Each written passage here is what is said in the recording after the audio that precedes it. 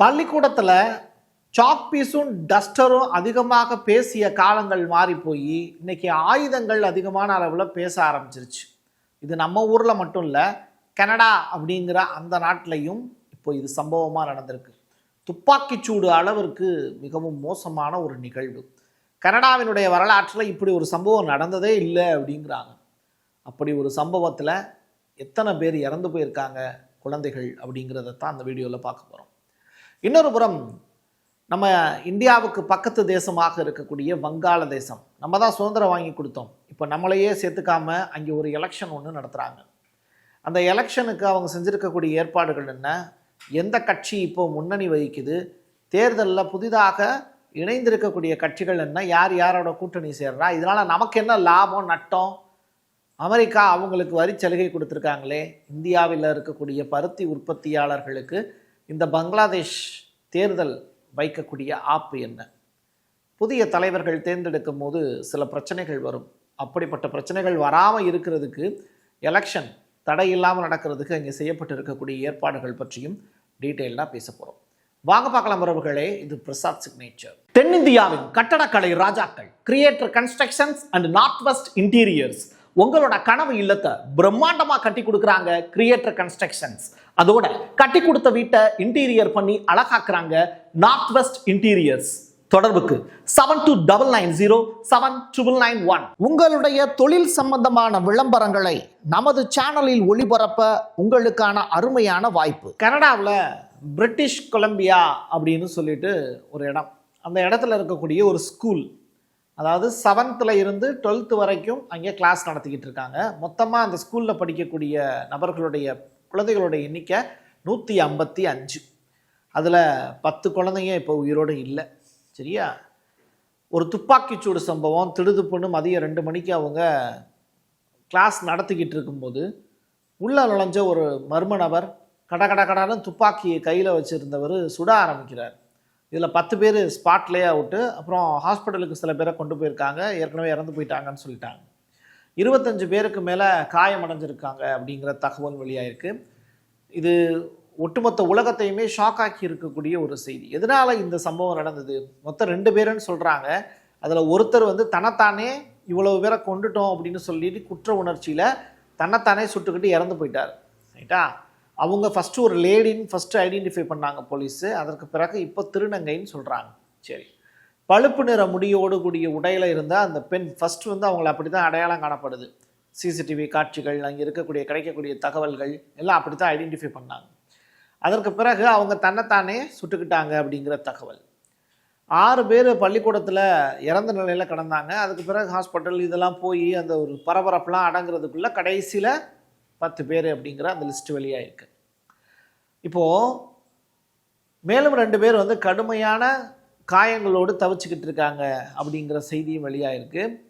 இப்போது ஷூட் பண்ண அந்த நபர் பார்த்திங்கன்னா ஃபோட்டோ இருக்கிறாங்கள, அவங்க இப்போ உயிரோடு இல்லை. இன்னொரு நபர் சஸ்பெக்ட் பண்ணுறாங்க. அந்த நபர் யாருன்னு தெரியல. இன்னும் போலீஸார் அந்த தொடர்பான விவரங்களை வெளியிடலை. சரியா? அப்போது மொத்தம் 2 பேர், அதில் ஒருத்தர் இறந்து போயிட்டாங்க. அந்த இறந்து போன நபர் ஒரு திருநங்கை அப்படின்னு சொல்கிறாங்க. இது கனடாவை பற்றிய ஒரு ஸ்டேட்மெண்ட்டு. கனடாவில் காலிஸ்தான் பயங்கரவாதிகள், இந்தியாவினுடைய அஜித் தோவல் அவர்கள் கனடாவுக்கு போய் நட்பை புதுப்பிக்கக்கூடிய நிகழ்வுகள், இதெல்லாமே சமீபத்தில் நடந்த நிகழ்வுகள். சரியா? ஸோ இது எல்லாமே கனடாவில் அதிகமாக போர்டிங் ஸ்கூல் அதிகமாக இருக்கும். சரியா? போர்டிங் ஸ்கூல் பாதுகாப்பானது நம்பிக்கிட்டு இருக்கக்கூடிய நபர்கள் கொஞ்சம் யோசிச்சு பார்த்துக்கோங்க, அவங்களுக்கு தான் இந்த பதிவு. சரி, அடுத்ததான் 9ஆம் வகுப்பு மாணவர் ஒருவர் குளோபல் நியூஸ்ட சம்பவத்தின் போது மற்ற குழந்தைகளோடு ஒரு வகுப்பறையில் அலமாரியில் பயந்து போய் அந்த பையன் இருக்கக்கூடிய காட்சிகள்லாம் அரங்கிருச்சு. ஸோ இந்த மாக்கார்னி இவர் ரொம்ப பெரிய அளவில் வருத்தம் தெரிவிச்சிருக்காரு. நம்முடைய இந்தியாவினுடைய பிரதமர் நரேந்திர மோடி கூட கனடாவில் நடந்திருக்கக்கூடிய அந்த பள்ளி சம்பவத்திற்கு வருத்தங்களை பதிவு செய்திருக்கிறார் அப்படிங்கிற செய்தியோட சொல்லி முடிச்சிடலாம். அடுத்ததாக வங்கதேசத்துக்கான தேர்தல். வங்கதேச தேர்தல் ரொம்ப காலமாக எதிர்பார்க்கப்பட்ட ஒன்று. இந்த தேர்தலில் யார் ஜெயிக்க போகிறா அப்படிங்கிறது. நோபல் பரிசு பெற்ற முகமது யூனிஸ் அங்கே தலைமை பொறுப்பை ஏற்று வழி நடத்திக்கிட்டு இருந்தார். ஷேக் ஹசீனாவினுடைய ஆட்சி கடந்த ஆகஸ்ட் மாதத்தோடு தூக்கி எறியப்பட்டது. ஷேக் ஹசீனா இப்போ டெல்லியில் இருக்காங்க. அது எதனால் தூக்கி எறியப்பட்டது அப்படின்னா, இராணுவ வீரர்களுடைய வாரிசுகளுக்கு அங்கே பணி அப்படிங்கிறது தான். அது எப்படி நீங்கள் கொடுப்பீங்க அப்படிங்கிறது மக்களுடைய போராட்டம், இளைஞர்களுடைய போராட்டம், மாணவர் போராட்டமாக உருவெடுத்தது. பாகிஸ்தானில் இருந்தெல்லாம் ஆளை கூட்டு வந்து போராட்ட களத்தில் இறக்கி விட்டு ஷேக் ஹசீனாவை அடித்து துரத்தி டெல்லிக்கு அனுப்பிச்சி விட்டாங்க. இப்படிப்பட்ட சூழ்நிலையில் ஷேக் ஹசீனாவினுடைய கட்சியே இப்போ அங்கே தேர்தல் ஆணையத்தால் பேன் செய்யப்பட்டிருக்கிறது. அவங்களுடைய கட்சி இங்கே போட்டியிடலை. அப்போ மீதி இருக்கக்கூடிய முக்கியமான கட்சிகள் என்னென்ன, அங்கே நடக்கக்கூடிய தேர்தல் உண்மையிலேயே ஜனநாயகத்தை மீட்டெடுக்கக்கூடிய வகையில் இருக்குமா அப்படிங்கிற ஒரு கொஸ்டின். இளைய தலைமுறையினர் பலர் தேர்தல் மீது நம்பிக்கை இல்லாமல் போயிடுச்சு அப்படின்னு கருத்து தெரிவிச்சிருந்தாங்க. இருந்தாலும் எலெக்ஷன் நடத்தியாக வேண்டிய தேவை இங்கே இருக்குது. அங்கே 2 முறைப்படி தேர்தல் நடத்துகிறாங்க. அதாவது 2 முறைனா, ஒன்று ஒயிட் கலரில் ஒரு ஷீட் கொடுப்பாங்க, இன்னொன்று பிங்க் கலரில் ஒரு ஷீட் கொடுக்குறாங்க. இந்த ஒயிட் கலரில் உள்ள ஷீட்டு நாடாளுமன்றத்தில் நீங்கள் வாக்களிக்கிறீங்கல்ல, அதுக்கான ஷீட்டு. அதில் நீங்கள் எந்த கட்சி உங்களுக்கு பிடிக்குதோ அந்த கட்சிக்கு ஓட்டு போடலாம். இன்னொரு புறம் பிங்க் கலரில் ஒரு ஷீட் கொடுக்குறாங்க. அதில் ஜூலை மாத சாசனம் அப்படிங்கிறது ஒன்று அரசியலமைப்பில் திருத்தங்கள் செய்ய போகிறாங்க. அதில் ஒரு 4 திருத்தங்கள் செய்ய போகிறாங்க. ஒரு பிரதமர் வந்து 2 தடவை தான் போஸ்டிங்கில் உட்கார முடியும் அப்படிங்கிறது தொடர்பானது. நீங்கள் பெங்காலி அப்படிங்கிறதுக்கு பதிலாக இனிமேல் பங்களாதேஷி அப்படின்னு தான் உங்களை சொல்லுவாங்க அப்படிங்கிற மாதிரி. இது மாதிரி ஒரு அரசியலமைப்பு சட்டத்திலேயே திருத்தங்களை மேற்கொள்வதற்கான சாசனம். அதில் ஆமாம் இல்லை அப்படிங்கிற பதில் சொன்னால் போதும். ஸோ 2 விதத்திற்காக இந்த நாடாளுமன்ற தேர்தல் நடத்தப்படுது. மொத்தமாக இதை கண்காணிக்கிறதுக்கு உலகளாவிய அளவில் பத்திரிகையாளர்கள் ஒரு 540 பேர் உள்ள என்ட்ராயிருக்காங்க. இந்தியாவை சேர்ந்த நபர்கள் அங்கே அனுமதிக்கப்படவில்லை அப்படிங்கிறது கூடுதல் தகவல். பாகிஸ்தான், சீனாக்காரவங்களெல்லாம் உள்ளே விட்டுருக்காங்க. இந்தியாவை சேர்ந்த ஒரு ஜேர்னலிஸ்ட்டுக்கு கூட அங்கே அனுமதி கிடையாது. ஸோ அதனால தான் அனுமதி கொடுக்கப்படாத இடத்துல நம்ம என்ன பண்ணுறோம், அங்கே நம்மளை மறுக்கிறாங்க, வெறுக்கிறாங்க அப்படின்னா அவங்கள பற்றி நம்ம அதிகமாக தெரிஞ்சுக்கணும். அதற்காக தான் இந்த பதிவு. சரி, இப்போது இந்த மேப்பை ஒன்று பார்த்துக்கோங்க. இவங்க தான் மிக முக்கியமாக போட்டியிடக்கூடிய நபர்கள். இதிலிருந்து ஒருத்தர் தான் அந்த நாட்டில் அடுத்ததாக தலைமை பொறுப்புக்கு வரக்கூடிய தகுதியுடைய நபர்களாக அறியப்படுகிறார்கள். சரி, மொத்தமாக ஒரு 350 சீட் இருக்குங்க. அதில் 300 சீட்டுக்கு தான் எலெக்ஷனே. அப்போது மீதி 50 அப்படின்னு கேட்டால் அது பெண்களுக்காகவே ஒதுக்கப்பட்டு இருக்கக்கூடிய ஒரு விஷயம். இப்போ இந்த 300 நாடாளுமன்ற உறுப்பினர்களும் சேர்ந்து 50 பெண்களை தனியாக தேர்ந்தெடுப்பாங்க. அந்த 50 பெண்களும் எலெக்ஷனில் போட்டியிடணும்னு அவசியம் கிடையாது. சரி, வாக்களிக்கிறது எவ்வளவு பேர் அப்படின்னு கேட்டால் பங்களாதேஷில் 12.77 கோடி மக்கள் வாக்களிக்க போகிறாங்க. ஷேக் ஹசீனாவினுடைய அவாமி லீக் அப்படிங்கிற அந்த கட்சி தேர்தலில் போட்டியிடலை, தேர்தல் ஆணையத்தால் பேன் செய்யப்பட்டது.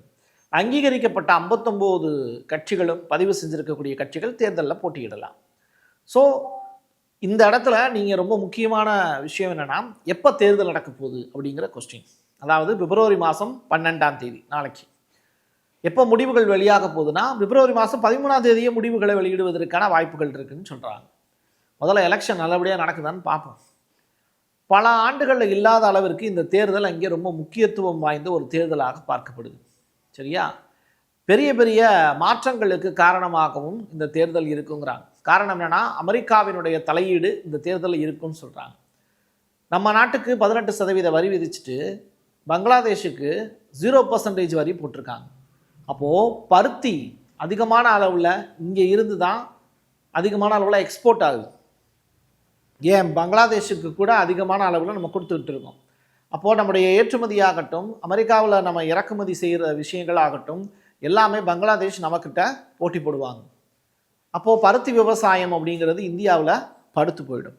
விவசாயிகளுக்கு மோடி செஞ்ச துரோகம் என்ன அப்படிங்கிறது இப்போ புரியும்னு நினைக்கிறேன். என்ன பண்ணுறது, எப்ஸ்டீன் மூலியமாக நம்ம வாழ்க்கையில் விளையாண்டாங்க. இப்போது மொத்தமாக 43,000 வாக்குச்சாவடிகளில் 9,58,000 பாதுகாப்பு பணியாளர்கள் அங்கே இருக்காங்க. அவங்க பாதுகாப்பு கொடுப்போம் அப்படிங்கிற நம்பிக்கையை மக்கள் மனசில் ஏற்படுத்தியிருக்காங்க. எலெக்ஷனில் வாக்களிக்க வாங்க அப்படின்னு மக்களை கூப்பிடுறாங்க. 90% வாக்குச்சாவடிகள் சிசிடிவி கண்காணிப்பில் தான் இருக்குது. ஏன்னா டேஞ்சரஸான பிளேஸ் அது. எந்த நேரத்தில் இருந்தாலும் இறங்கி எவனாலும் வந்து பெட்டியை தூக்கிட்டு ஓடிடுவாங்க. அதனால் கவனமாக தேர்தல் நடத்தணும்னு சொல்கிறாங்க.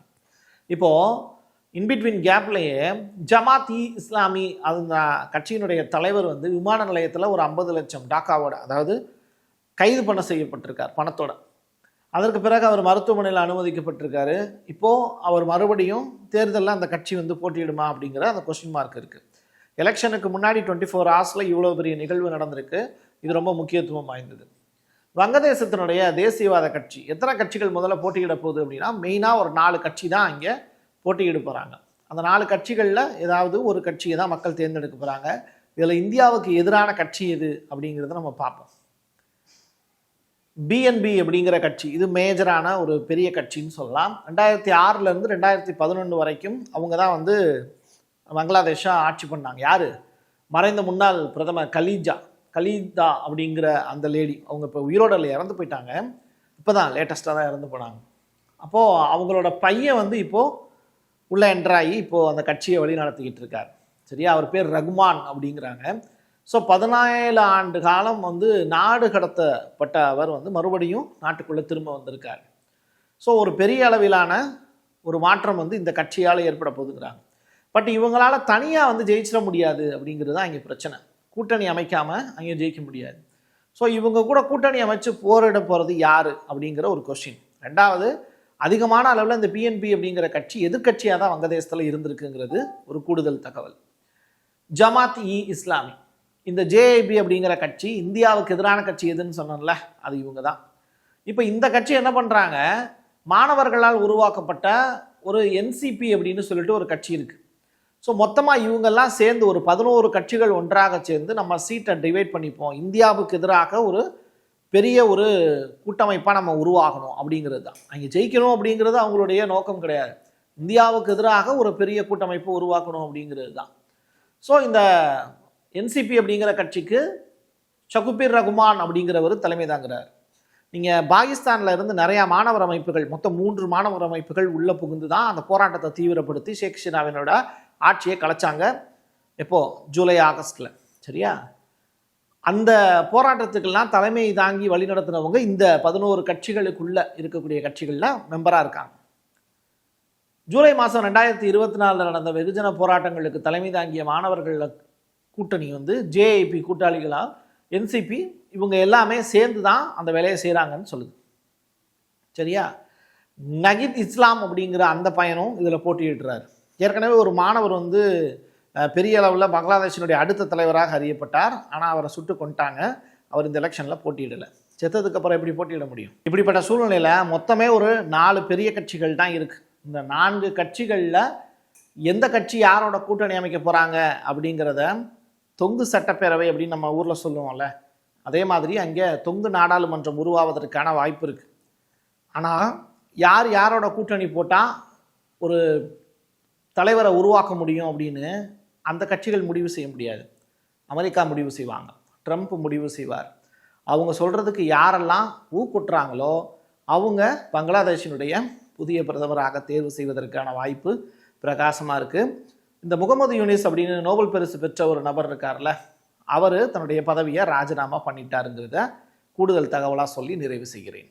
என் கையெழுத்து என் மக்களுக்கானது உறவுகளே. மீண்டும் ஒரு பதிவில் சந்திக்கலாம். நன்றி, வணக்கம். Prasad signature media broadcasting private limited. நீங்க நியூஸ் ரீடரா மாறணுமா, கண்டென்ட் கிரியேட்டரா உருவாகணுமா, சேட்டலைட் சேனல்ல ரிப்போர்ட்டரா வேலை பார்க்கணுமா, டாக்குமெண்ட்ரி மேக்கிங்ல இருந்து ஜேர்னலிசம் பற்றிய முழுமையான பயிற்சி பெற உங்களுக்கான அருமையான வாய்ப்பு. எங்களை தேடி வாங்க. ஆன்லைன் மற்றும் நேரடி பயிற்சி வகுப்புகளும் சர்டிபிகேட் கோர்ஸாவே கத்துத்தரும். மீடியா துறையில் 10 ஆண்டுகளுக்கு மேல அனுபவம் உள்ளவர்கள் பயிற்சி கொடுப்பார்கள். வாய்ஸ் ஓவர் தொடங்கி வாய்ஸ்லெஸ் பீப்புளுக்காக உங்களை சிறந்த ஜேர்னலிஸ்டா உருவாக்க வேண்டியது எங்களோட பொறுப்பு. ஸ்கூல்ஸ் அண்ட் காலேஜஸ்ல ஜூனியர் ஜேர்னலிஸ்ட்ங்கிற பேர்ல ஒர்க் ஷாப்பும் கண்டக்ட் பண்ணி கொடுக்கிறோம். மோட்டிவேஷனல் ஸ்பீக்கரா கடந்த 15 ஆண்டுகளா கல்வி நிறுவனங்களுக்கு நிகழ்ச்சிகளும் நடத்தி தரோம். தொடர்புக்கு 9944790333 94493594 prasad.signature@gmail.com. உங்களுடைய தொழில் சம்பந்தமான விளம்பரங்களை நமது சேனலில் ஒளிபரப்ப உங்களுக்கான அருமையான வாய்ப்பு.